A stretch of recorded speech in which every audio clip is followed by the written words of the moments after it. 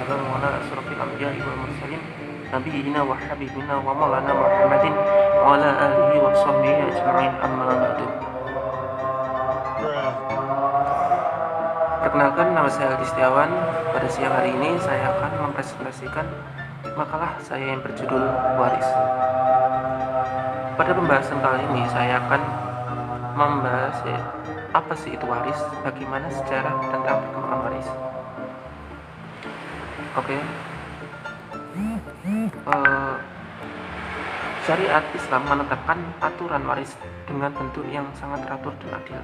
Di dalamnya ditetapkan hak kepemilikan harta bagi setiap manusia, baik laki-laki maupun perempuan, secara legal. Menurut Wirjono Prodjodikoro, waris adalah berbagai aturan tentang perpindahan hak milik seseorang yang telah meninggal dunia kepada ahli warisnya. Dalam istilah lain juga disebut dengan faraid, yang artinya bagian tertentu yang dibagi menurut agama Islam kepada semua pihak yang menerimanya.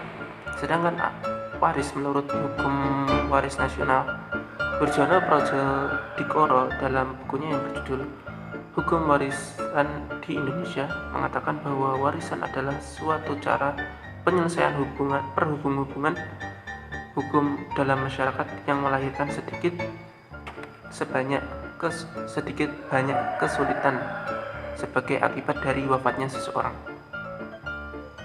Paham?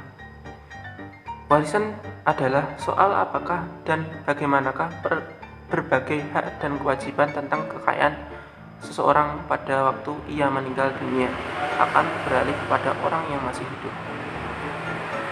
Jika menurut KBBI, waris adalah pemindahan hak kepemilikan dari si mayit kepada ahli warisnya yang masih hidup, baik pemilikan tersebut berupa harta, tanah, sapi, kerbau, dan lain-lain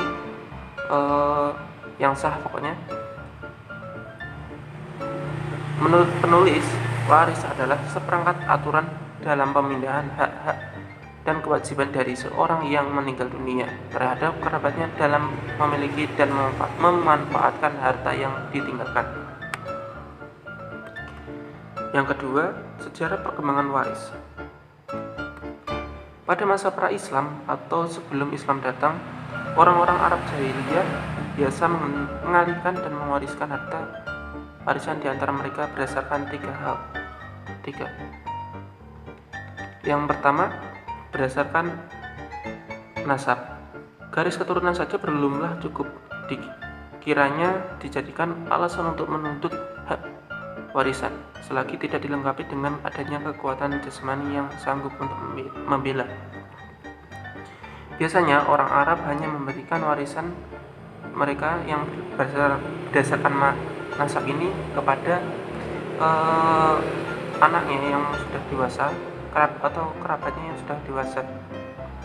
Jadi mereka tidak memberikan warisan mereka kepada ahli waris yang masih di bawah umur atau belum balik, dan pada perempuan sama sekali tidak.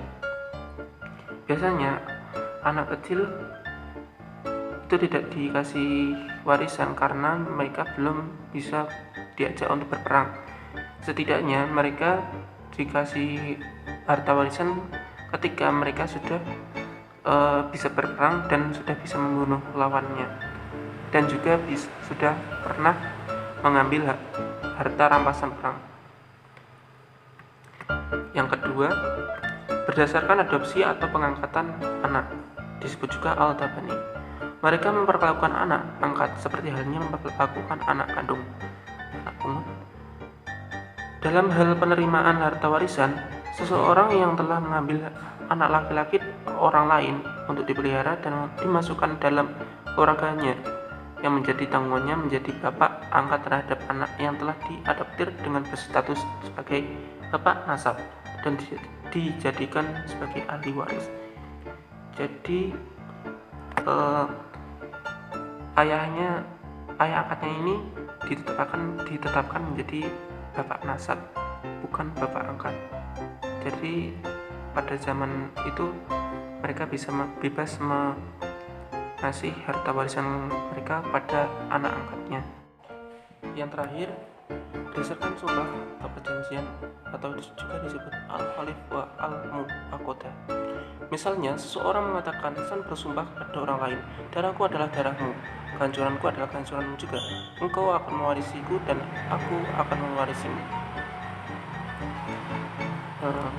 Itu ketiganya adalah cara orang Islam dalam mewariskan harta warisannya dengan cara tiga itu.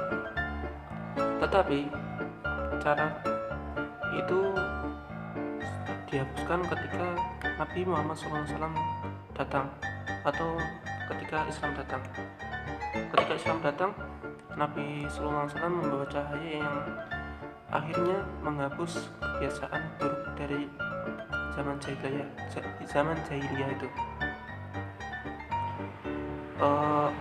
Seperti pada pada surah Al-Anfal ayat 75 yang artinya, "Dan orang-orang yang beriman sesudah itu kemudian berhijrah serta berjihad bersamamu, maka orang-orang itu termasuk golonganmu juga. Orang-orang yang mempunyai hubungan kerabat itu sebagiannya lebih berhak terhadap sesamanya, atau ada yang bukan kerabat di dalam kitab Allah. Sesungguhnya Allah Maha mengetahui segala sesuatu."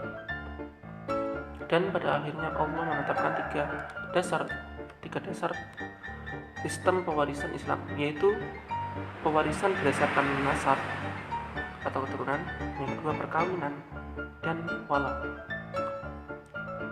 Wala artinya pewarisan karena memerdekakan budak.